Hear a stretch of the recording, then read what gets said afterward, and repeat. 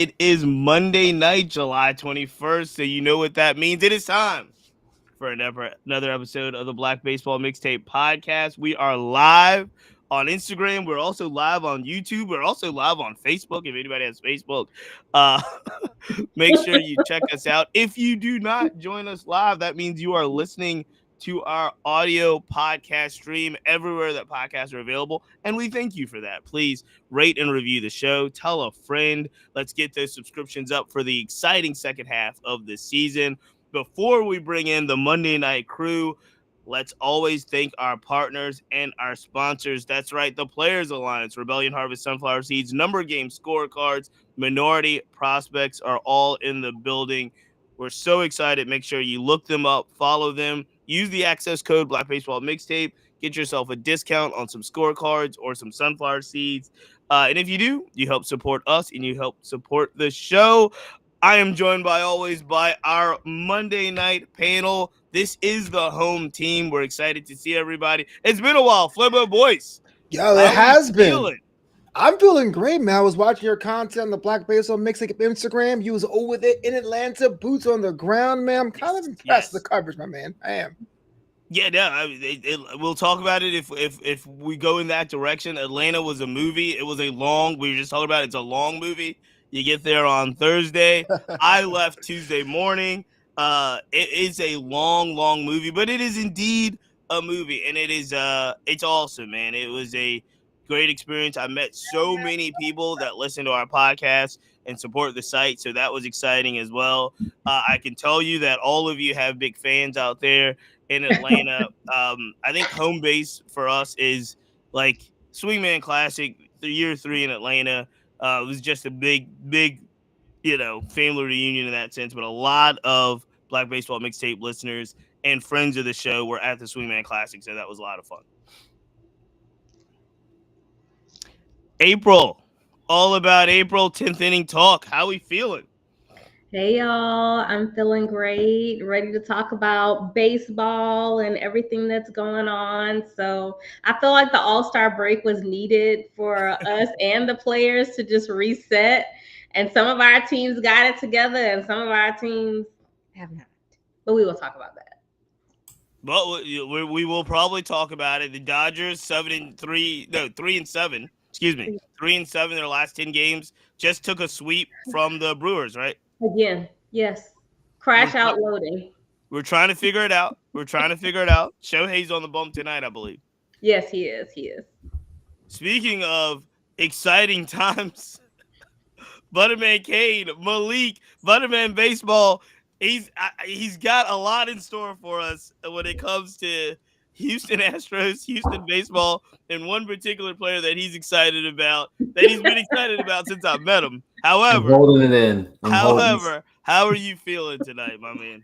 I'm feeling good. You know, we got a couple of days before, actually a couple weeks before the trade deadline, which is nice for us. I know players probably hate this. It's probably like traumatic and torturous to go through, but we love seeing a good trade. So I'm actually keeping my eyes out on all the Twitter posts, the trade rumors, and all of that, just to make sure that some things are going on, because some of these GMs are getting a little cold feet. Some of them want to make trades to help their team. So I'm keeping my eyes out for every one of them. I am convinced, and I could be wrong, but I am convinced that we are hyping ourselves up for a trade deadline that is ultimately going to be a dud. Ultimately going to be very disappointing. Absolutely. I think the only moves that will be made are a handful of like mid-level players. There's going to be no blockbuster deals. This is not going to be like the free agent period or, in other sports where the trade deadline really shifts the landscape. I think there's going to be a couple of quality, not like star. I don't think there's a Verlander, Scherzer type 3 years ago deal that changes the landscape. I think we're talking about a Merrill Kelly. You know what I mean? We're talking about some quality arms, possibly going somewhere. The biggest name I heard, and I heard it today, and I heard it from people saying that the Phillies obviously are in desperate need for an outfielder.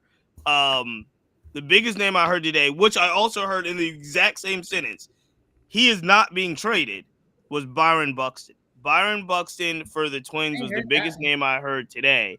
And I heard he's not that Minnesota is not moving off of Byron Buxton. What do you guys think before we get into our big thing? Let's just talk about it right now. Do we think that this trade deadline is going to generate any type of like blockbuster, exciting deals that are going to get people excited about the second half of the season? Well, let me go first because this actually was my big thing about the parity of the league. And the reason is that there's so many with the expanded playoff system and so many teams in that mid category. There are teams that would have been sellers 3 or 4 seasons ago that are still technically in it. So everyone's holding on to their chips. We're not really seeing anyone being packaged in a way that's even fair. These fake proposals online just seem like they're fake, like no team would agree with it. It is going to be one of the most messiest trade deadlines I'm going to see in the past couple of years. You think it's going to be messy? See, I think it's going to be underwhelming. That's what I'm thinking. Oh yeah, it's going to be people that you're like, why would they do that? Did our team do enough? Why these people think they're buyers when they're sellers? That kind of stuff. What do you guys think? April, Malik, do you think the trade deadline is setting itself up for excitement or disappointment? I'll say with the Byron Buxton news, I'm pretty sure he said that he planned on being a Twin for life. So I was kind of shocked to hear his name in those conversations, which I know, I mean, trade conversations are what they are. But I don't really see anything making a shift for me now. I mean, if it happens, it happens. But as far as my phone being blown up with NBA news and me being like, who moving where? I'm not getting that kind of feel with MLB for this particular trade deadline. There's no, like I saw the Merrill Kelly possibly to the Yankees today and a couple other things. I don't know. There's just, it's rumors. Yeah. That makes no sense. What do you think, Malik? Yeah, I think we're gonna come up on like a mid-year. I always seem to see the mid-year or after All-Star break trade deadline to be less exciting than what happens in the winter meetings, less exciting than what happens in the off season. But also, like to Flobo's point, a lot of these teams are really holding on to these prospects. This is like really the first time we've seen so much value and emphasis placed on first round picks, on prospects. We're also like hearing that a lot of teams would like to keep some of their veteran players. You know, we've been hearing Jarren Duran's name dangled around to San Diego so many times, and I feel like it's not going to happen. It's like, you know, they already revealed their hand. So it's like we're seeing teams that could trade players, but it's like, why would we do that when there's a risk for injury on our main roster? We could lose a guy for the rest of the season. So I think teams are starting to, get a little bit of cold feet, and they want to just like see what they can work with and see if they can make the playoffs with, their roster. Yeah. I hear you, Flobo. You brought this topic up. I do want to ask. There's a handful of names that we've all heard about. Who would we think are the most likely guys to be put in deals as we go into the trade deadline? I've been hearing Cedric Mullins' name since the beginning of the season. He started off really red hot, then went ice cold. I think he kind of played himself out of a big trade deadline deal, if you will. If he had stayed hot, he would have been an ideal candidate for the Phillies. Now, and I've heard talks about Duran from the Red Sox.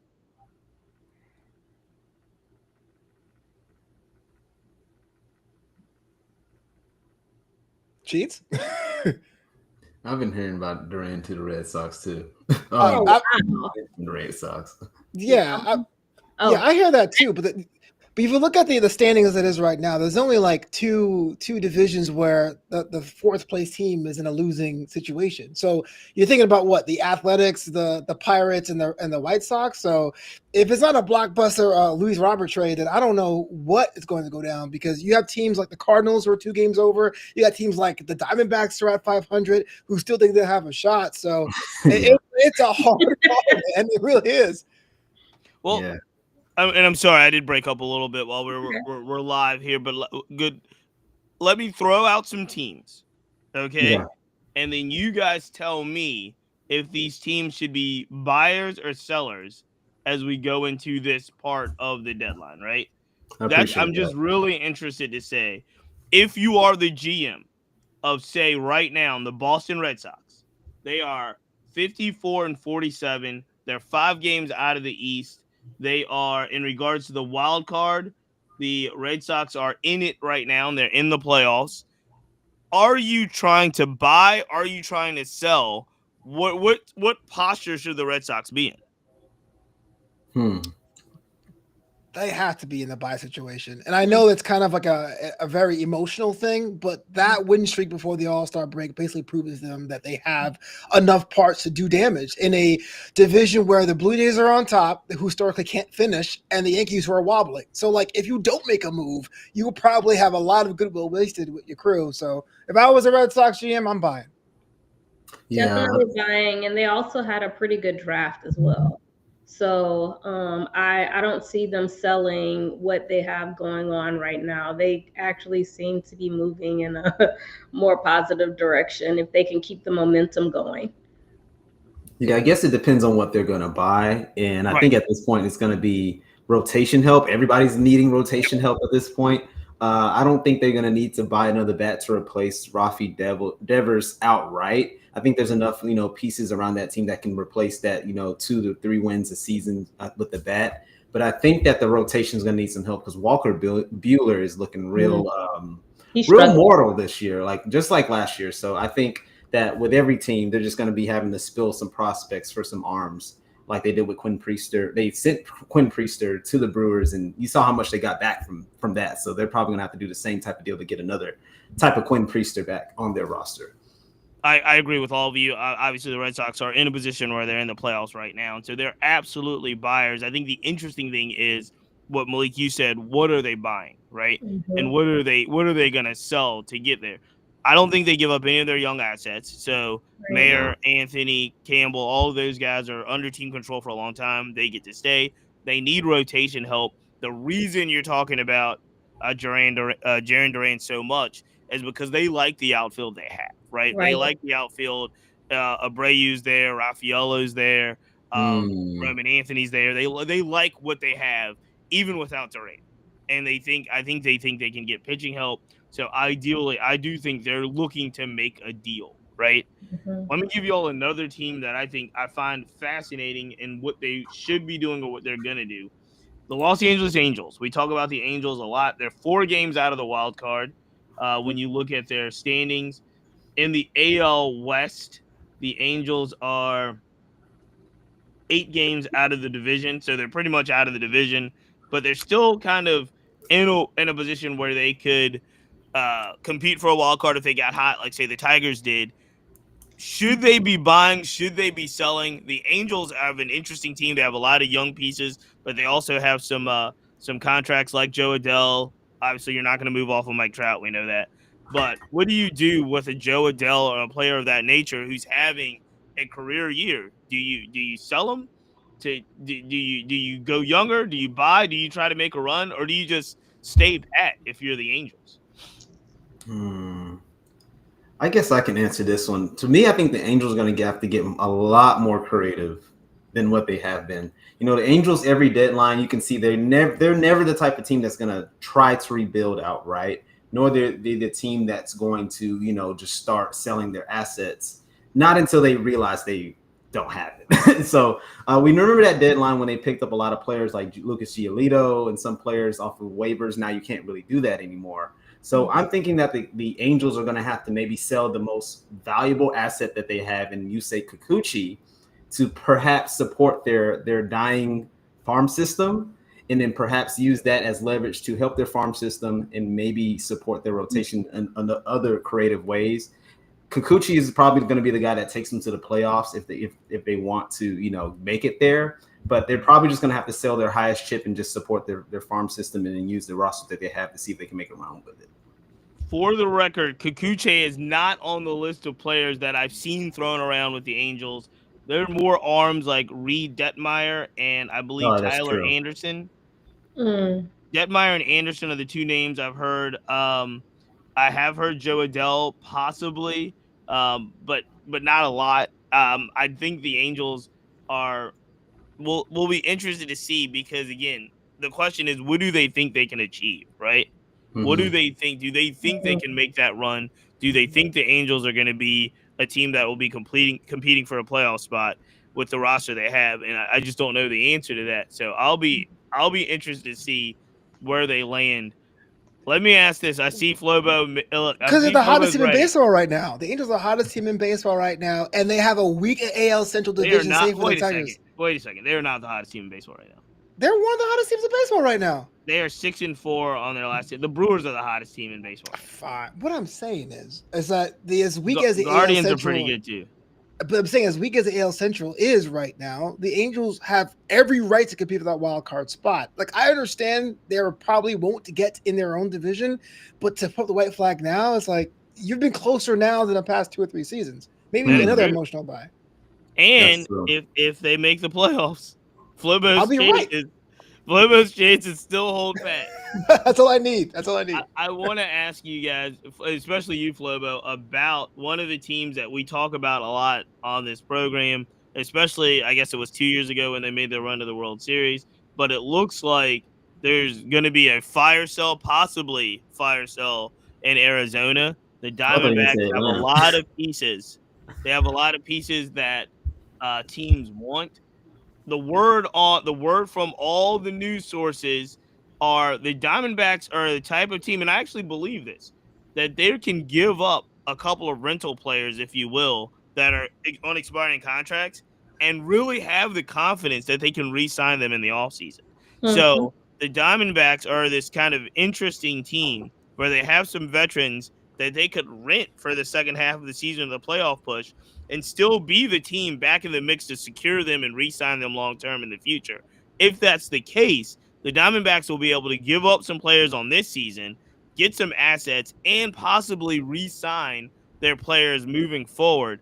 When you look at the Diamondbacks as currently constructed, and you hear names like Eugenio Suarez, who's kind of number one on everybody's trade deadline draft board, Zach Gallen, Merrill Kelly, Josh Naylor. These are all names in the Diamondbacks aura that possibly, could be going away, but also coming back.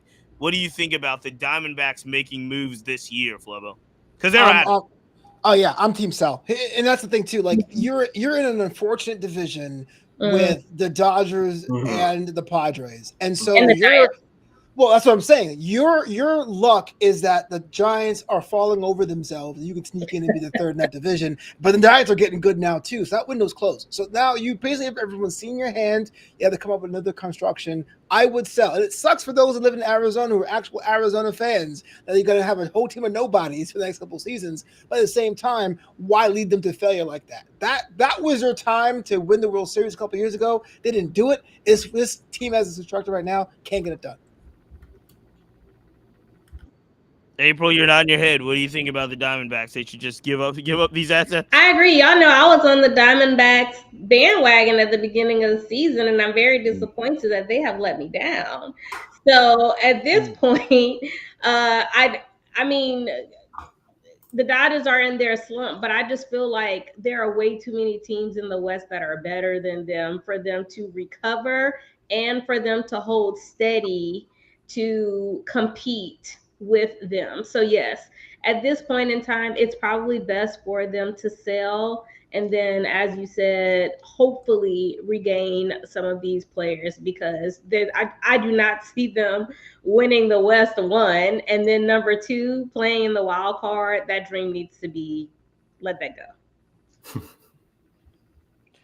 Malik, let me ask you about the Cleveland Guardians, because I find them also very fascinating. The Cleveland Guardians are 4.5 games out of the wild card right now. We just talked about the Angels that are 4 games out. However, listen to these names, because the Cleveland Guardians, the basically high number of players that could be dealt. Stephen Kwan's name has been thrown around there. Emmanuel Clase's name has been thrown around there. Cade Smith's name has been thrown around there as possible trades out of Cleveland, a team that I think can be competitive, but unlike the Red Sox, where if you trade a Jarren Duran and you still have an outfield that you like, if you're coming off of Kwan, who's an all-star, Clase, who's obviously one of the best closers, Mhm.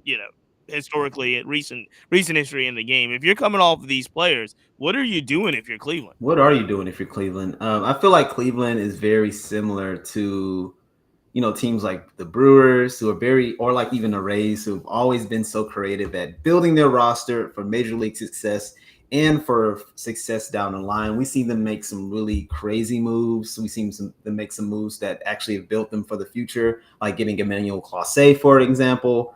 But I think that the Cleveland Guardians are just trying to see what their chips can do at the major league level, because honestly, I don't think that they want to add too much to their roster, given that their minor league talent, they're still coming along. They're probably in high A, double A, but I think that they're really trusting in some of these switch hitting infielders that they have within their pipeline. And they have a little bit of a power deficit in Cleveland. And so if they wanted to make a move, they're going to have to find a way to get one of these bullpen arms to bring them back a really reliable power bat, because it's looking very anemic out there in the outfield. A lot of guys like Angel Martinez are playing out of their mind right now just so they can get some power. Can't be all on Jose Ramirez. And I think they want to give him a chance to win a championship while they have him on the team. So they're going to still be getting creative and try to stay in it, but still make trades. And based off of what I heard, they're saying that as far as like they're listening, but the sale is going to be very high for those players. Mm-hmm. So, I mean, that makes the most sense for them to try to find some value to see exactly what's out there, but they're listening, but they're not really trying to make a move. Yeah, I mean, I think it's tough. I think it's tough for Cleveland because they were right there, man. They were right there last year. I know this year isn't exactly where they are last year, but they're not they're 4.5 games out, which in my mind is probably closer than it really is in reality, given the way that the season's going. But I don't know. Let me ask you this, and we'll move on. The last two teams I'm really looking at are in the National League. The Giants and the Reds are on the outside looking in. They're both 3 games out of the wild card. So the wild card right now is the Brewers, the Mets, the Padres are all the kind of the in wild card teams. And then you've got the Giants and the Reds looking 3 games on the outside. If I'm the Giants or the Reds, what do I need to secure to kind of make this push to get into the playoffs? Jeez. First, you're talking about a for-profit organization versus a non-profit organization. I just wanted to put that out there.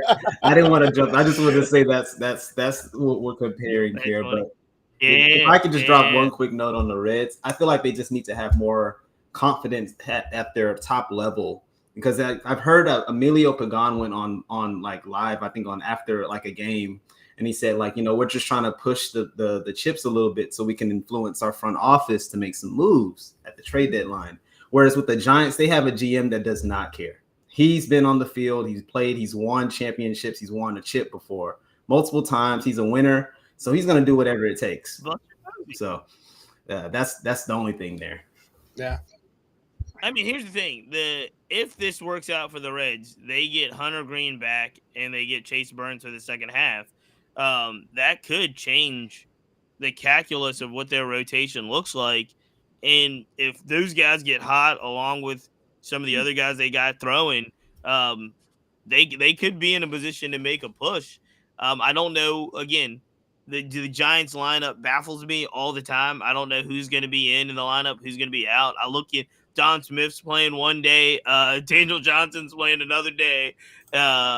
I just don't, obviously Devers, but I just don't know what that lineup, when it's solidified, what the Dodgers lineup the Giants lineup looks like, but they just keep winning. So yeah, unfortunately. I mean, credit to them. So the Giants are 52 and 48. Same. The Reds are 52. They're both 52 and 48. They're both 3 games back. Again, they're just sitting right there at the cusp. I'll be excited to see. Again, all of this talk about who's buyers, who's sellers. I don't think I would be surprised if there's a deal. Actually, I would say the Devers deal is probably one of the biggest, if not the biggest, in-season deals that we've had, especially in the first half of the season in a very long time. I really don't know, though, if there's going to be a trade deadline deal that even comes close to the splash that the Devers trade made in the first half. Right, especially with all of us checking our phones, like, is this for real? Like, are you sure this happened? Because I really did this. So yeah, I don't see anything giving me that kind of feel, blowing y'all up in the middle of the day. Like, are you sure? Did your sources correct this? So, do we? Well, last thing before we move on, I know we talked about the wild cards a lot, but sitting at the top of these divisions in the AL, we've got the Blue Jays in the East, obviously the Tigers in the Central, the Astros showing out the last couple of days against the Mariners. Of those three, how confident are we that they all stay pat at the top of the division as we go towards the playoffs? I feel most confident in the Tigers and least confident in Toronto. But that's something against Toronto. It's just that historically they always. It's just because the Yankees are in that division. I don't like the Yankees that much. I'm just saying historically Toronto shoot themselves off in the foot. They always do that. They're like the Mets of the American League. So, but I have most confidence in Detroit. I think they're going to hold the longest, that weak division, the AL Central. The Royals are like basically been underachieving since day 2 of this season. I mean, it's theirs to lose. Yeah, I would have to agree. I have the least confidence in the Blue Jays. For me, with the Astros, it's gonna really depend on health. This is not of hating, like I'm being for real. I think that for them, it's really going to depend on how healthy the team is. And right now, they're playing well despite a lot of these instances where players are getting injured. So it's good for them to be able to see that if they can maintain it, then listen, I might get a day off in November for a parade or something. Wow. Yeah, no, I'm with you guys. Tigers are the best team in baseball. The Astros are the Astros, right? Like, and what I mean by that is they're a walking infirmary right now, and they're still taking it to the Mariners just in a big series. The Astros Mariners series that just took place was a huge series, and the Astros just went out there and took care of business. So they're maintaining where they are. What about 4 games up in the West right now and over the Mariners because they're doing a good job. And it's like, so I'm with you guys, though I believe in my heart that I believe more in the Blue Jays than you guys do. I do.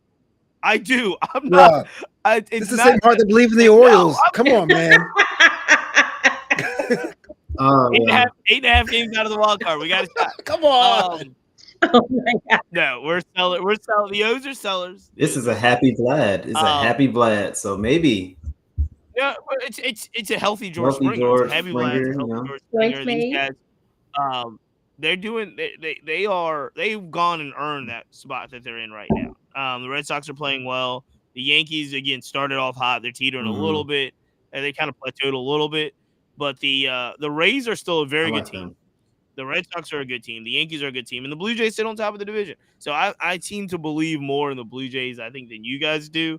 Also, it's because I'm watching George Springer highlights every night, and that guy's just flat out amazing. He's so good. When he's healthy, he's very, very good. So, quickly, let's switch over to the National League. Do the same thing. The Phillies, 1 game up on the Mets. The Cubs and the Brewers are now deadlocked in the Central and the NL. And then those Dodgers, who are 2-8, by the way. I said it wrong. I said 7-3. They're 2-8 in their last 10 games and still have a 3-game lead over the Padres. Who are you the most confident in and hanging on for the second half? Bar in mind, we have a tie in the Central. I'm going with the Cubs. Wait, what? Both of you, what? What just happened? What just happened, ladies and gentlemen? Lock it in. It's all about April. I have a question. April, explain yourself. You're the most confident in the Cubs. I really think that first off, y'all know I had the Reds going or whatever. The way the Cubs are playing really scares me. And I feel like if we're talking about a team that makes a move to get a piece, and that piece would be pitching, I don't want to see the Cubs. I'll say that much. I saw them in the beginning of the season, and I did not want to see them again. But they are literally they're not just handing L's, they're handing devastating L's. And so as a team, they're just playing so well. It's hard for me to think that who's really going to stop them in this momentum right now. I don't think we have a momentum, and it's kind of scaring me a little bit. But I mean, the Dodgers are going to be the Dodgers. They're going to flake and then they'll come back. But if we're talking about a team outside of myself and me being objective, I'm going to say that. Be objective, April. Yes. Be objective. Wow. It's still bold because those are two. I mean, that's a tough division. It's looking like it's becoming just this. The NL is looking really tough. All three divisions in different ways. So I really applaud you for stepping out of the Dodger blue. You know, I thought it was another blue. It was another blue. Like, can you imagine like the plays Kyle Tucker is making, PCA, and just Michael Busch at first base? Like, the Cubs are a really good team. And I have to give them their props. I don't think we've done that. I'm so surprised. Can I make an honest confession? I don't think I've watched a full Cubs. Really? Whoa! I watch a lot of baseball. I watch a lot of baseball all the time. Mm-hmm. I don't think I've sat down and watched a full. That is some good baseball right there. That is this season. I watched obviously what PCA is doing. I know what Cal Tucker's doing, but like sit down and watch it. To sit down and watch a Cubs. I take that back. Didn't they play? Did they play the Tokyo series? Yeah, they did. At the beginning I watched those games. I take that back. Slobo. I watched the Cubs in the Tokyo series. Completely different team, I think, at that point. But I did watch that. So there's nothing about the Cubs. PCA is an exciting player. Kyle Tucker's a really good player. Say it's Suzuki. Who's the master? The RBA master they've got out there. Michael Busch. Michael Busch. Can I ask you a question, Chief? No. My Asian brother. My Asian brother. He just said that. He just said Seiya Suzuki. Suzuki or yeah, Suzuki's my guy. Seiya Suzuki leading the league in RBI. No, but I'm just saying. Not exciting. Slobo.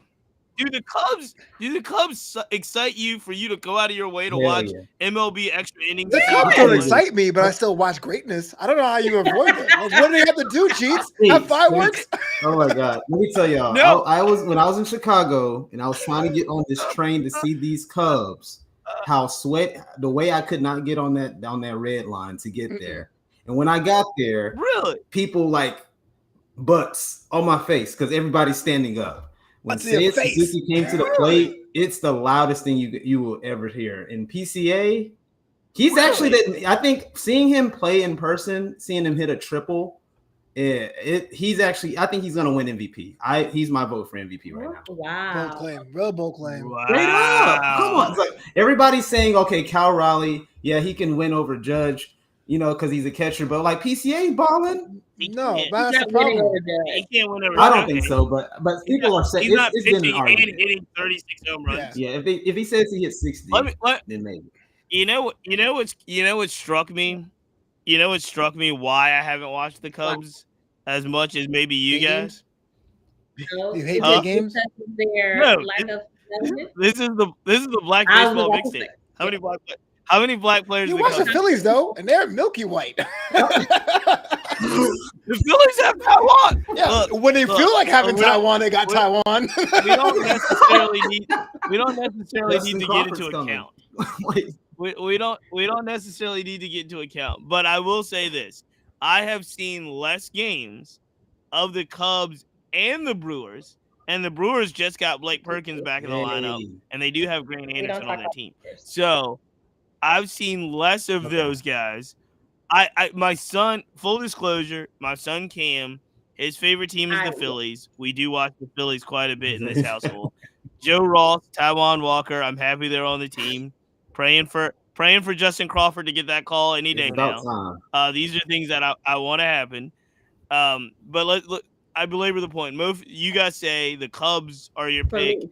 Dodgers are my pick. I'm just surprised you haven't watched Cubs games. That's what I was. Yeah, me too. Very surprised. I will be honest, Cheats. When I saw the Cubs beating up on the Phillies like they stole something from them, I was like, wait, what is happening here? And I feel like that the way they were beating people forced me to turn my TV on to actually watch it in person because I just couldn't believe that a score could look like a baseball score, could look like a football score.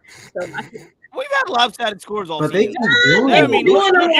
You're back to back to back to April. Back. You're a Dodger fan.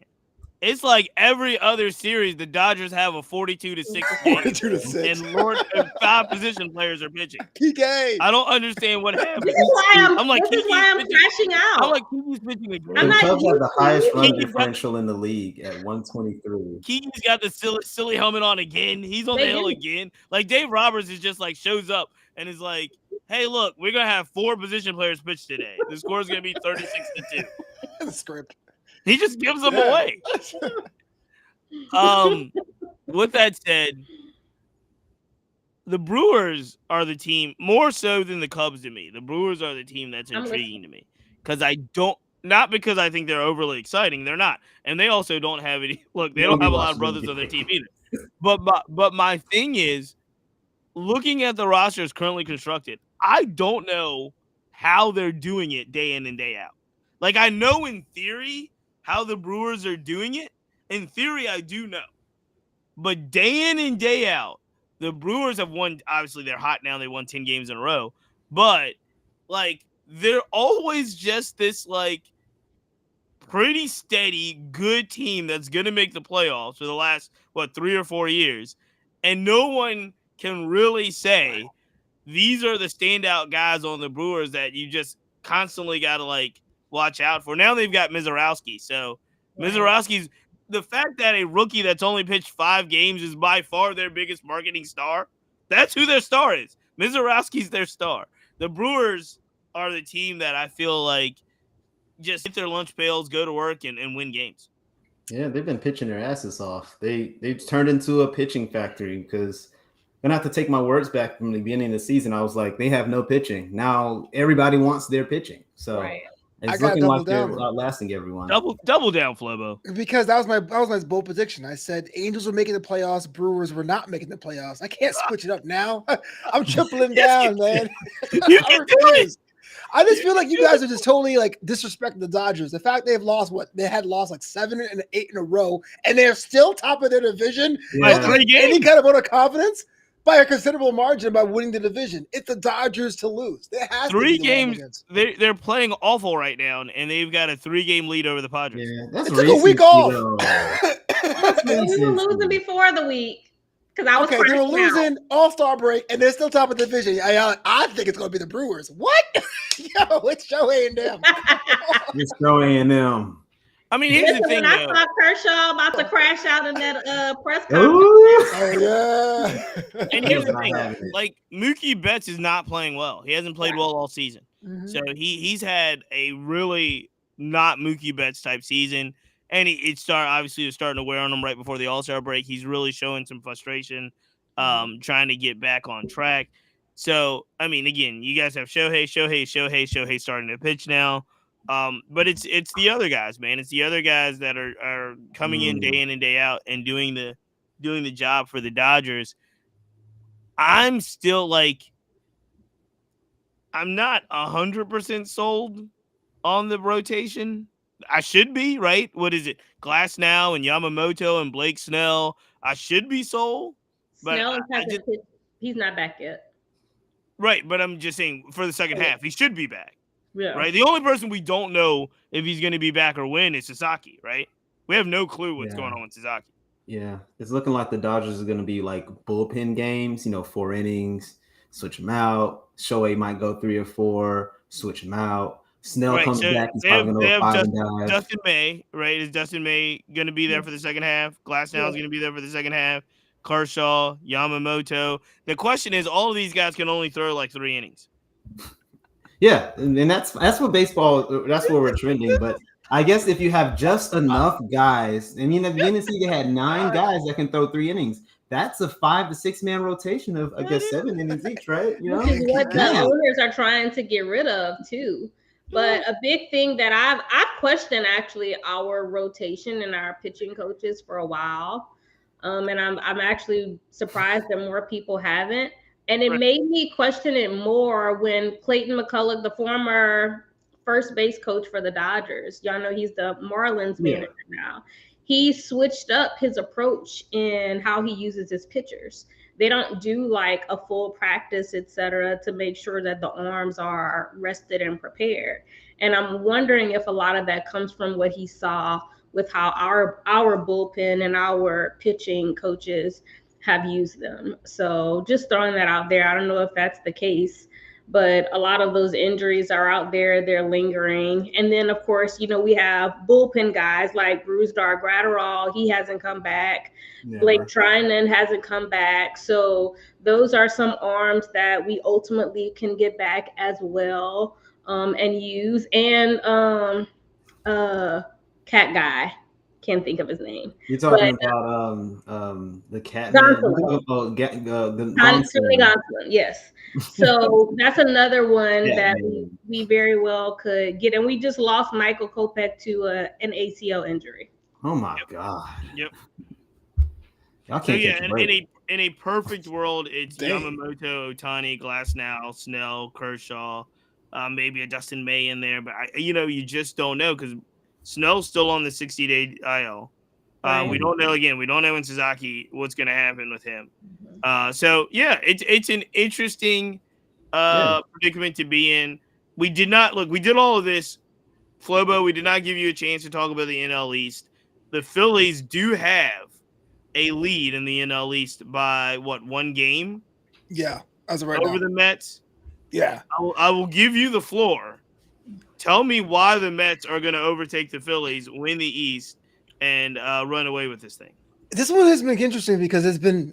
I'm not sure if it's the most flip flops in the division this season. Maybe check me on that, Malik. But it has gone back and forth every 10 days. It just seems that the Phillies, they lock in and then they don't. And the Mets somehow come from behind for 2 weeks and then stop scoring. And so when it comes to the deadline, I do think the Phillies need to get younger, but more importantly, the Mets need to get that bat. And I hate saying we need a bat that's going to solve all your problems, but that bottom half of the lineup, after the 5th spot goes up, it is just a drop from the catcher to the second baseman. I mean, no one's really producing. So that's what they're looking for that. So to answer your question, I think if we do get one bat, maybe something in rotation help, what David Stearns said he was going to do, there may be a chance to win that division. But as it is right now, the team is one of the most frustrating teams to watch because they're like 12 games above 500, but they lose so dumb sometimes. It's like, dang, Yeah. I don't know. I don't know if the Mets are going to do anything. Like, I don't anything. I don't think no trades. You think they're going to get a bat? I don't think they're going to get a bat. No, the thing with David Stearns is he does small ball stuff, man. It's going to be guys who are like, who?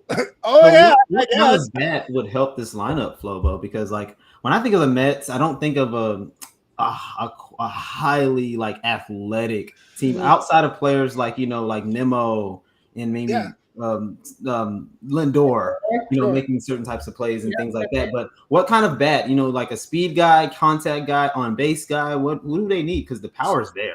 So the idea is that you look at the outfield core between Nemo's athletic limitations and Tyrone Taylor's offense limitations. They have been linked to Quan of getting it from Cleveland. Of course, everyone wants the Mets to buy into the Suarez sweepstakes, but I would start there. You don't got to do too much. I mean, the team is good. It's just that you'll see games where you'll score 11 and then 2 games where you score a run each. And you're like, well, how does that happen? They might have to dangle Jonah Tong out there because he's been striking out the world in the minor league. So yeah, and he's so dang personable too, man. Like he is. Give it up to get something. He's in Double-A. He's in Double-A right now with the Rumble Ponies. Unless he got moved up. He's a phenom, man. He's fantastic. But I just don't see the Mets making moves. If they were, I can't see them getting. If they got Quan, that'd be unreal. They don't. I mean, Stearns doesn't do that. He just does small guys. You're like, but the Mets getting Quan would be as big, if just slightly below the Phillies getting Buxton. Yeah, Buxton ain't leaving. Bucks has no trade clause. He said he ain't going nowhere. Yeah, he can waive it unless it's a if it's an attractive place to go to. Right. Question for y'all: do y'all think that the Braves are going to be sellers? Because I've been hearing. Should. They should. I ain't gonna argue with that, but there have been a lot of talks in the media about the Braves putting players up like Ozzy Albies and a couple of others in these talks. Do you think that they're actually going to do that? I don't think they're going to sell their core players, like the players like the Albies. He's on that second tier, but I still think they're going to hold on to him because they want to say that they made a really good contract and investment on that contract. I know they're going to keep Riley. I know they're going to keep Olsen. I know they're going to keep Michael Harris. He's way too young to give up on. Profar, they're locked into him forever. The only guys I can really see going is Ozuna, and he's not really that attractive of a candidate right now. Drake Baldwin's not going anywhere. It doesn't really seem like they're in a place to sell these large contracts, nor they're in the place to really even do anything and build up their farm system with what they have to trade. Yeah, I mean, I think Albies got a contract issue that will make him more. If anybody moves, it'll be Ozzy Albies because they've got. I think they're facing re-signing him really soon, and I don't know if they want to do that. No.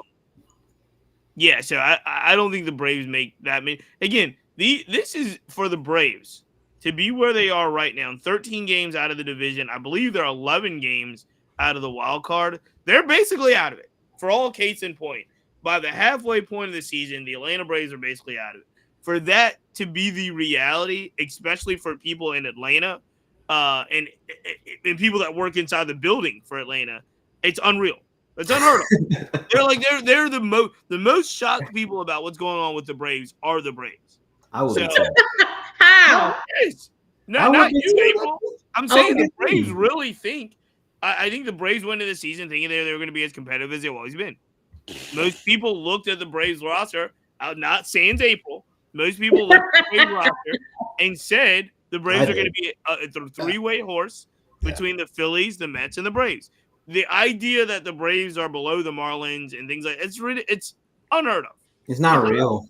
It's AI. Especially for them. So I don't know if they're in a position to, do a whole bunch of let's get off of these players.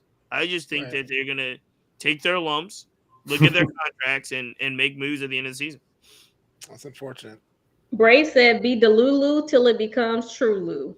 There you go. That is just awful. Sounds all right. So look, this was for a first segment talking about trade deadline and divisions. We did a really good job. It took a lot longer than we thought. I'm gonna jump to April. April, what was the big thing on your mind as we kind of go into wrapping up the show with April and Malik here? The big thing on my mind, I think we covered, and that was the Dodgers going on a consecutive win streak. You can win it back if you want to. Yeah. No. Yes. Kershaw, music to my ears. Searching, Mookie's searching. The Dodgers are searching right now. They have a nicer team. And even they even moved Mookie back to batting first versus Shohei. So Shohei is now batting second instead of batting first. But yeah, that was really my big thing. And I'm just interested. I feel like I'm gonna, as far as teams to watch in the second half, I was watching the Nats a lot. I know that they're not gonna be doing much. So I'm shifting my focus more to the Cubs because they're looking very, very good right now. The Cubs. Hold on. Let me get this clear. You're switching from the black-ass Nats to watching the Cubs games on regular rotation. No. I'm still going to be watching the Black Nats. I'm just saying. I just want to know how deep you're taking this. No. That's all I want to know. I want to know how deep this goes. And you live in Houston. I was about to make a pop reference. I don't know if y'all would have got it, so I'm gonna leave that alone. No, but I'm saying, and you live in Houston. Houston's got 3 black guys in the starting lineup right now. Yeah. No, I feel like yes, for sure. The Astros, the Cubs. I do want to keep a close eye on. I know people think that Cal Riley is going to overtake Judge. I still have Judge as my AL MVP. Yeah. And Yes. Greatest right-handed hitting season we're probably ever witnessing. Like, what are we doing here? What exactly are we doing here? Whatever. We started on that. And that Central, I want to see exactly, are the Tigers going to be able to maintain what they have started this season? So that is really my focus for the second half of the season. Let me ask you this before we move on. The Dodgers, obviously, we talked about it. They're in a way on paper, they're like the super team, especially going into the season. They're still up in the division by a handful of games over the Padres, over the Giants.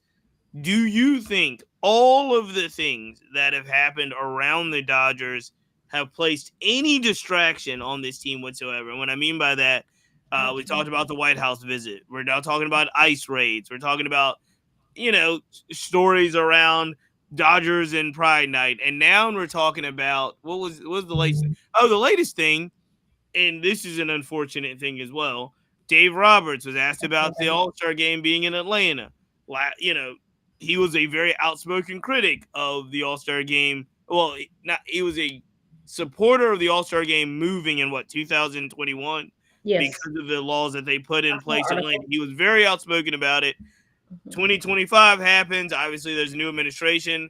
Dave Roberts is managing in Atlanta at the All-Star game. They ask him about being back in Atlanta with those laws that he was so against before still being in place. Dave Roberts gave one of the, I would say, of the media scrum at All-Star game, he gave one of the worst answers I've seen, because he was just like, I'm just here to focus on baseball. Again, easy to say in 2025. However, history dictates otherwise. I say all of this to say, April, I hate to put it back on you, but you are the Dodgers spokesperson. Do you think any of this stuff has played any distraction on the actual season? That stuff, I think maybe the White House stuff may have initially. The election thing that just happened, I actually read the article and I felt that it was very unfair at how they approached Dave Roberts about it. I wasn't a fan of it at all, because to me his response was more kind of like, oh dang, I don't know what's happening here. What am I supposed to answer? So I'm just going to give a basic generic answer. And one of the coaches on his team who literally lives in the community, why y'all not asking him? I felt like it was pretty unfair the way that they approached that. I wanted to make sure that I got that across. But as far as the team, I feel like with a lot of teams, you see them add players together and we automatically assume that it's just going to work. And sometimes it doesn't. And this is something that Flobo talked about way at the beginning of the season. I do wonder how the chemistry is affecting some of. He's looking at me like, what? I was right. Continue. He mentioned it because it's interesting. I remember at the beginning of the season, there was an instance between Blake Snell and Will Smith. And I was kind of like, we doing this and the cameras are watching y'all. So, okay, that's typically not how Dodgers operate, but I'm going to let it slide. But when I saw Kershaw be like, I'm going to cut this short because I'm going to say something, that lets me know that there's a little bit more happening. And I don't know if it's those intangibles that you referenced or if it's something else. So I don't want to point to the outside, but I do know that, with us, think of you in your workplace. When you work somewhere and they continue to make changes, that does change the chemistry of you, how you perform your duties. And I do wonder if some of that has had an effect, and maybe we'll see a more positive result in the second half of the year than what we saw in the first. I mean, we're still winning, so. Well, not right now, but we're still in the lead. I'm going to believe strongly, unless Malik, did you have strong opinions on this? No, I think I don't really have too many strong opinions. Is that I feel like there's not too many distractions in that sense in the clubhouse. We see a lot of things going on in the news and around the clubhouse, but I think internally with the Dodgers and how they've been going about their business, already being in Hollywood, the most looked at team in the world next to the Yankees. I don't think that it's affecting their play. I think they're just getting impacted by age and by just, kind of the things that happen to a roster when they play so much baseball. They play at least 20 to 21 more games than everyone else in the league does. So I think that it's really taking a toll on this roster. And some of these outside kind of distractions can probably impact some day-to-day interactions. But it's the play on the field is going to be the play on the field with the Dodgers in particular, I think. So here's my thought. And is it? You gotta drop this one. My thought is this: all of those outside of the stadium type things, ice raids, all of that stuff, Dave Roberts, All-Star Games, all of that stuff, I don't think matters at all when it comes to the actual performance of the team on the field. I think they block all of that stuff out. Sans two people. I'll get to that as well. I think that for the most part, the Dodgers are the Dodgers. I'm not buying this whole, I don't know if the chemistry's right thing. This is a team that won the World Series last year and claimed to be the closest team in all of baseball for the most part. For they all seem to be all kumbaya, let's sacrifice for each other. So I'm not buying a lot of the chemistry stuff. This is what I am buying. I'm buying that losing, struggling, slumping, not performing to the best of your ability makes everybody upset.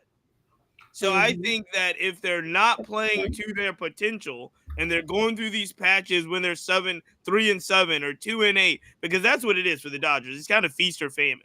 When they're going through these lull points, then I think you see the threads, if you will, pull harder, and you see a little bit more than you would see if they're winning.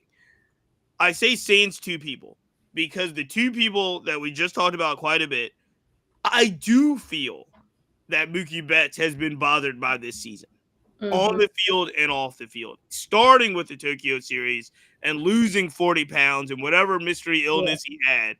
I feel like that, then the White House thing, then not performing. I think all of this stuff, well, we all can kind of go about our business, say, okay, the White House thing is over. It might be over for all of us because everybody's talking about something else. It's not over for Mookie because Mookie has to live with that stuff all day, right? He has to live with how he decided to make that decision. And on top of it now, he doesn't feel like he's playing to his full potential. So I think all of these things are weighing in on him. And I do think that, maybe Kike Hernandez, he was not the second person I was thinking of, but Kike did step out and say stuff about the ice raids. So these things may be kind of weighing on them. I think Mookie and I think Dave Roberts. I think Dave Roberts is the most uncomfortable manager I've seen for someone that just won a World Series in the history of baseball. And I think it's just the nature of the beast. I don't think Dave Roberts, even after winning a World Series last year, has the ability to exhale, if that makes sense. I think the expectations in LA are so high. They've got this team, and anything but a World Series or bust is going. Everybody's going to be looking at Dave Roberts like you failed if they don't win the World Series this year. I don't think there's any breathing room for Dave Roberts. So I think Dave Roberts is wearing this stress. I think Mookie Betts is wearing this stress. I think Kike Hernandez, I'm going to add him in there to adding some stress that he probably didn't foresee. And I think the rest of the team is kind of just, going through it. And when I say chemistry, we have to look at the way Michael Conforto, he hasn't really fit in the lineup very well. Even Teoscar, he hasn't been playing his best baseball this year with some of the misplays that have happened in right field, but most of that has to do with the injury that he has as well. So I'm not making excuses for him, just speaking on the facts here. Well, he's not always been a good. I'm laughing at the my man was like, the O's are officially cooked. I'm like, yeah. I think I was in Wawa trying little victories. He was having some improving moments here. I think I was in Wawa trying to was the O's last week. So yeah, I think that was really more on my focus. We've always had those parts, But when you have someone like Chris Taylor who may not be performing well at the plate, you still have that level of chemistry with the players, so you know them, you understand what's going on outside of the team, versus a couple of new players who enter the realm, and now you have to learn them, learn the clubhouse, and learn how to help them, how to approach those struggles. That's a completely different thing when you're losing 2 sweeps. But I mean, this is the Dodgers. This is something that they go through, and I think that they'll ultimately figure it out, which is what they do. Malik, are we overreacting about the Dodgers? They're still in first place. Are we overreacting? We always are. You know, they lose a few games and they're still up by several. But it's like, I mean, I get it. It's like it's like being a coastal team. When your team is hot, it's like they're the greatest team of all time, i.e. the Boston Red Sox. Is like they win a few games and now they're just like, you know, World Series bound. And then when they're losing, like, oh, see, they should have never did this. So I get it. It comes with the territory of teams that are supposed to win. Flobo, would you rather be the Dodgers or the Yankees? Asking me neither of those. I would never do that. No. Would you rather be right now? Would you rather be the Dodgers up 3 games in the West, or the Yankees who are down right now in 3 games to the? The Dodgers have more tools, infinitely more tools. So I'm gonna go with the Dodgers. But I thought it was kind of funny though. You're like, I don't buy chemistry, but the manager's uncomfortable and Mookie's messed up, but chemistry is not right. They don't really work together. Like what? I don't buy chemistry. Everyone's uncomfortable though. That's a good point. I don't buy a chemistry problem. Flobo, would you rather be the Dodgers or the Mets? That's a good one. Because I mean, because the Dodgers' injury history is terrible, but the Mets' bottom half of the lineup is also terrible. So I don't know which one. Right now, I will say the Mets, but healthy, full strength, the Dodgers. Yeah, for sure. Y'all need like a Javi Baez shot in the arm, you know? Maybe that's the. Well, they brought up Alvarez. Hopefully, he does. Maybe that's the guy. Malik, would you rather be the Dodgers or the Astros? Oh man, I'd rather be the Dodgers. I'm not gonna lie. Really? Astros are 4 games up. We have 15 players on the IL. And we have Lance McCullers, who was off for 900 days, and he has not found the zone. It's like, who will not want to be like the Dodgers? It's like the spoil of riches here. Exactly. It's like, okay, I won't be good this year, but you know, we will be good next year, in the next year. So it's like, you know, it's nice. It's kind of nice, sitting pretty. I hear you talking, but I will answer that question. If I'm the Detroit Tigers, I do not want to be the Dodgers. I'd rather be the Detroit Tigers than the Dodgers. That's recency, though. That's because they do that bullpen stuff that AJ Hinch does and all that. That's just magic, you know. It's giving presentism, you know. You're just because they were sticking right now around this time last year. April, would you rather be the Phillies or the Blue Jays?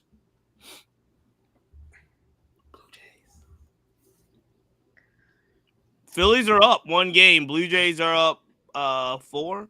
Vladimir. What's up, Vladimir? In their division. Phillies. I can't trust the Blue Jays. Oh, I can't trust them. Happy Vlad. I'd be happy with a $500 million contract too, but that don't mean that I trust them. 385 in Florida untaxed. Last one. Flobo. Yo. Would you rather be the Mariners or the Padres? Oh, he can't choose them. The Mariners, man. The Mariners. 4 games out. It's a better ride, man. I just 3 games out. The vibe of San Diego's is too much for me. I'm going with Mariners. All right. Well, let's think we'll win one before. Malik, I know the floor. I know you wanted the floor to talk about the resurgence of Taylor Trammell. I won't be long. Okay. I have been waiting for this day for a very long time. Sip my lemonade first. I want to say this. I've been waiting for this before Taylor Trammell was ever an Astro. I will say this. This is a player that was drafted number 35 by the Cincinnati Reds, I think in 2016. This is the first round pick, okay? This player gets traded to the Padres, gets traded from the Padres to the Mariners before he even debuts. And guess who he's going up against? Jarred Kelenic, the star kid from the Mets trade, right? You know, so he's playing right next to him. I was watching Taylor. He was not getting the playing time that I feel like he deserved. Taylor was a part of that Black Mariners dream that I had that would include J.P. Crawford and Malik Smith and some of those players that were on that team. But, that kind of dissolved. Cal Lewis? Was Cal Lewis on that team? Lewis was definitely – Kyle Lewis was on that team. That was the Rookie of the Year. People forget about him. He gets dropped by the Mariners. He has 6 at-bats with the Dodgers, 3 strikeouts. They drop him. Goes to the Yankees. Spends most of the year in their minor league system. Wins a ring. World Series champion. You know what Dana Brown sees? He sees a champion. You know what he does? He brings champions to the team so that the Houston Astros can continue their window of winning baseball games and winning their division. So he brings over a championship playing, winning player to our team. He has a calf injury, so I'm worried about his roster status. And then he finally makes his debut with the team. And last series with the Mariners, he definitely balled out. We're talking about I think it was a 3-for-4 game. Taylor, 3-for-5 game. He had 1 walk, 1 home run, 1 double, and an outfield assist to actually save a run from hitting the plate. And so Taylor Trammell is making the most out of his opportunities. Obviously, there are a lot of Black players that were picked in the first round, second round players that we know that don't really get the opportunities that we feel like they deserve. There's players on the cusp like the Will Bensons of the world, the Reese Hines of the world. These players that really should be getting some opportunities, I think, over other players just because of how well they do in the minor leagues. And I think Taylor, I don't know how long he'll be on this Astros roster as we get Alvarez back. I don't know. I don't really care. I just like to see when Black players are in the league and they're getting as much service time as they can. So just want to say shout out to Taylor Trammell. He's been making the most out of his opportunities. He's playing center field, left field, and hitting with a lot of power. So, good. Nice to see him playing on a really good team, by the way. And the Astros well done, Malik. The Astros are one of the teams that season that has started 3 Black players in a lineup. Cam Smith was leading off the other day. Bryce Matthews got the call right before the All-Star break. He had to actually miss the Futures game because he got the call to make his MLB debut. In my mind, I really wanted him to be in the outfield, but he's a middle infielder. He's a second baseman. But I wanted Trammell, Smith, and Bryce Matthews somehow to be out there. And I was trying to ask folks when the last time there was 3 African-Americans that started in the outfield in a game. I don't know the answer to that stat. So if anybody has it, let us know. I think it happened this year. I'm trying to think. This year? I swear. Is there a team with 3 Black outfielders? No, I'm saying it would have been the Yankees, but I'm thinking Grisham, Judge. Right. It was the Yankees. Was it Judge? It was Grisham. It was there were 3. I'm very lost, but I know there were 3 this year. All right. Well, we'll have to see.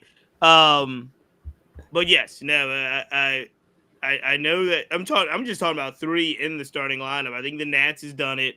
Josh Bell, James Wood, CJ Abrams. So the Astros have done it. I'm trying to think of the Yankees. The Nats did it. I think they had 4 players once with Lyle. I actually went to that game. It was Lyle, Abrams, Wood, and Bell all in the same lineup. It was 4. Yeah, the same lineup. I think the Yankees have had that. I'm trying to think of who else. The Pirates, Tommy Pham, Key Bryant Hayes, Andrew McCutchen have been in a lineup together. So again, and you add like a Cincinnati. Did they have a Will Benson, Reese Hines? They did have them in the same lineup at the same time. I'm trying to think with a Hunter Green. I'm trying to think of. So hey, look, it's happening. The numbers are fluctuating as we speak all the time. I just looked at the Black Baseball Tracker. I did. I looked at it. Patent pending. I looked at it today. Reviewed some of the rosters. There are a lot of players too that are outright really. They're DFA'd. They're outright to the minor leagues, or they've been released. There's some guys playing in Mexico that you didn't even know was playing in Mexico right now. And you think they might have still been on those rosters. This is what happens at this time of year. The draft took place on Sunday.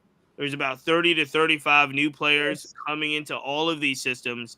If you come back, the a lot of your veteran minor league guys. These are guys that are 25, 26, 27.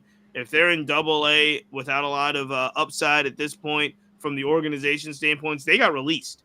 I live in a Double A town. They released two of our favorite players in Richmond for the Giants organization and bought up two new guys from High A, if you will, to make their debuts. By doing so, is really interesting. The team, the Richmond Flying Squirrels, they increased their African American portion by like 200% because they bought up Scott Bandura and Bo Davidson from both of those guys bought up to Double A. And so you're watching a lot of turnover in the minor league rosters as we speak right now. So, hey guys, this has been fantastic. Really, really good talk as we start to build up the trade deadline, the second half of the season. I know there's a lot to look forward to. There's a lot going on. A lot of really important. This is the time of year where I think it started with the Astros and Mariners. And now I think we are in a really important series as we speak right now. And isn't it the Yankees Blue Jays as we speak? Yeah. Hold on one second. There's some really important series that are Blue Jays won today 4-1, increased their lead over the Yankees. Some really important series as we go in the second half. And get ready, man, because these series and these games are going to be fun. Those Phillies Mets games are going to be great. Those Dodger Padres games are going to be great. Now, hey, look, even though there's 0 black players on the field, sans Blake Perkins, we're going to have to watch some of these Brewers Cubs games, I think, on MLB Extra Innings. Yeah. Shape out. Yeah, we got to shout out Clinton Yates, that album that he just put out about black baseball in crisis. Yeah. I purposely avoided not bringing this up today. Oh, man. I purposely did. No, because I think we're going to have Yates on the show coming up. And we've already talked. We talked at the All-Star break just a little bit. We were both running around so much. We get to spend a lot of time together. We did not get to spend a lot of time together this All-Star break because, like, everybody was working. Everybody was working. Yeah. There's Yates drops the article. Obviously, there was like 3 articles. I think there's 3 articles on Anscape right now about tangentially the state of black baseball. Whether it's grassroots, there's a grassroots article about it in Atlanta that's really good. It shouts out the Black Baseball Mixtape. So thank you guys for that over at Anscape. Clinton Yates has a article on his kind of state of the union of black baseball, which I thought was very interesting. Like I said, I think we're going to have Yates on the show. We really want to have Yates on the show in the next week or so. So that'll be fun. And there's another one. I think Kayla wrote another great article as well about like the HBCU Swingman Classic and those types of things. Read them all is what I would tell anybody that's following the show, listening. Read them all, because sometimes you don't get a full picture of what's happening unless you're really consuming as much information as possible. I have learned so much more about the state of black baseball over the last couple of years by actually going to the Minority Baseball Prospect events. We were at their All-American game on Saturday, learning who the grassroots coaches are, going to Vero Beach and going to the baseball coaches convention, like learning who the players are and seeing how the grassroots works. I've actually learned more about the state of black baseball than you could ever imagine by just like trying to kind of follow online, if you will. You have to kind of see what those things really look like on the ground and see who the players are and how these academies and leagues and tournaments operate. And so I think I say all that to say this. I think it's tough for anyone, including Clinton Yates, who's one of my favorite writers of all time. I think it's very, very tough to write an article unless it's a really, really long, really detailed article that covers several regions which I don't think a regular column can do in one sitting, to capture kind of the state of Black baseball, right? And like I said, we'll get into this longer. I have a lot of thoughts on it because they've done such a good job with the articles. But my real strong takeaway from the last couple of years of doing this is I do not believe there is a national solution for this problem. I think you can organize regionally, and I think you can organize regions and pockets to make them successful. But I think what they do in Atlanta is different than what they do in Chicago, which is different than what they do in Detroit, which is different than what they do in LA, which is different than what they do in San Francisco. And I don't think there's a one-size-fits-all, nor do I think there's a one-size-fits-all organization, hence MLB, to fix this problem. I think you have to do what Atlanta does and what Chicago does, and in some ways what LA does and what Texas does in their regions times a million, in like different regions, and ultimately those kids get to the same place. But there's not gonna be, I don't think, one parent organization, whether it's MLB or Perfect Game or even Minority Prospects, that solves the state of Black baseball. I think you got to look at what Atlanta's done, what Chicago's doing, and say like, okay, how do we replicate this as many times as possible in different regions? And ultimately, the kids that are successful coming out of those programs will have a format of that in Virginia. And those kids that come out of Virginia, they'll all meet, whether it's in college or at the draft boards or something like that. Because again, the number of players that make it gets smaller, right? No matter what level, the higher levels you get, the number of players that make it gets smaller. And we're trying to get our kids in a position where, they're successful and they're playing the game and they love the game. But I don't think there's going to be a big brother organization that comes in and can say, hey, do this everywhere, and this works. Mm-hmm. You can't have a one like solution for like everyone. You're gonna have to really focus locally. Damn, they're trying. Yeah, they really are. They really are trying to be like, this is the model. Do it in Texas, Louisiana, Virginia, LA, and I just don't think, because again, the people are different, right? The level of caring is different. The level of transportation is different, and I think they've got to figure out how to make these regions pop, right, and get our parents bought in and so forth. And everybody started at different places. So I think it's I'd love to talk about it, but it's really easy. And I've seen Major League Baseball players do this all the time as well. They're like, "Oh, the game's just too unaffordable. Make the game cheaper, and all these kids will play. And that's the solution. Make the game cheaper and more accessible, and drive down the cost, and that'll solve the problem." It may not solve the problem in every region, because sometimes some regions and pockets of Black, but they've got all the donations, they've got all the gloves, they've got all the bats. What they don't have is cars to take them to the game or parents to teach them how to play the game, right? So it's like all of these things, they've got to figure out what works in their region to build a stable, stable system for our kids. So that's my soapbox for now. Reading some really good things as well about just reading some really good writing on some of the things that I think would help in this area long term.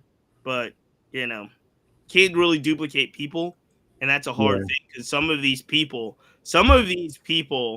in these stories, in these places, and especially I spent a lot of time obviously in Atlanta for the All-Star Week. I think it's Greg Goodwin's his name. Is like the father of Atlanta youth baseball, rightfully so, legendary coach out there. But you can't replicate that man in every place unless you have somebody that's dedicated like that coach was. Right. So, all right, that's our bell. I'm gonna have to leave it there. Really, really appreciate the conversation we had today. If you enjoy the Black Baseball Mixtape podcast, please subscribe, rate, review, tell a friend. We want to thank our partners, as always, Players Alliance, Rebellion Harvest, Numbers Game Scorecards, Minority Baseball Prospects. If you ever want to contact the show, Flobo answers all the emails here. It's true. It's absolutely true. Both of them. If you want to ever contact the show, it's blackbaseballmixtape@gmail.com. Make sure you subscribe as well and listen to In the Booth. Make sure you subscribe and listen to 10th Inning Talk, hosted by April. Butterman Baseball, you got something there? Oh, yeah. Matthews hit his first home run, 3-run shot. Bryce Matthews. The future's bright, man. When you look at Matthews, you look at Cam Smith. The future in Houston is exciting. Any top line AUSL stuff, April? Oh yeah. Yes. So number one, AUSL, for the ladies who listen, are actually being sponsored by Sephora. So if you're a makeup girly, they are definitely sponsoring them, which we see a lot of the women who do participate with AUSL. They wear a lot of makeup. Instance, Michaela Edenfield of the Vault. But they are finishing up their very first season, and the final two teams that will be competing July 26th through the 28th in Tuscaloosa, Alabama, will be the Bandits versus the Talons. Yep. And the Talons actually have the best record in the AUSL League. And for those of you who don't know, AUSL stands for Athletes Unlimited Softball League. Yeah. They have actually... I'm sorry. Record crowds out in, I believe it was Ready Rock, Texas.